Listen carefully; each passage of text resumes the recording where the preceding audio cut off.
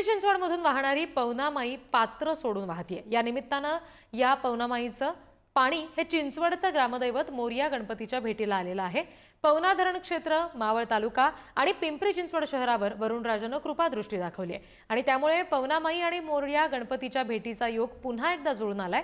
आणि या संदर्भात आणखी तपशील देत आहेत आमचे प्रतिनिधी तुषार झरेकर। मावळ खोऱ्यामध्ये धो-धो पाऊस बरसतोय आणि त्याचीच परिणिती पिंपरी चिंचवड शहरामध्ये पाहायला मिळतीये। पिंपरी चिंचवड शहरातील जी पवना नदी आहे ती दुथडी भरून वाहताना पाहायला मिळतीये आणि त्यामुळेच ही नदी दुथडी भरून वाहत असल्यामुळे चिंचवड शहरातील जे मोरया गोसावी मंदिर आहे ते पूर्णपणे पाण्याखाली गेल्याचं एकंदरीत पाहायला मिळतंय।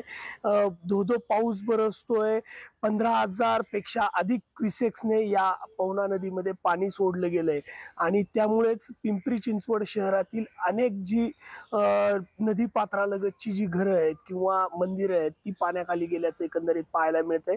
ग्रामदैवत असणारं हेच मोरया गोसावी मंदिर आहे आणि हे मंदिरही पाण्याखाली गेलेले आहे। सुमारे 8 ते 10 फुटांपर्यंत हे संपूर्ण पाणी या मंदिर परिसरामध्ये आल्याचं एकंदरीत पाहायला मिळतंय। गेल्या वर्षभरात जर आपण पाहिलं तर दुसऱ्यांदा खरं तर पाणी या मंदिरामध्ये पोहोचलेलं आहे आणि पवनामाई जणू काय या मंदिराला म्हणजे मोरया गोसावींना भेटण्यासाठीच आली की काय, असंच काहीसं चित्र या परिसरात पाहायला मिळतंय। तुषार झरेकर, पुढारी न्यूज, चिंचवड, पुणे।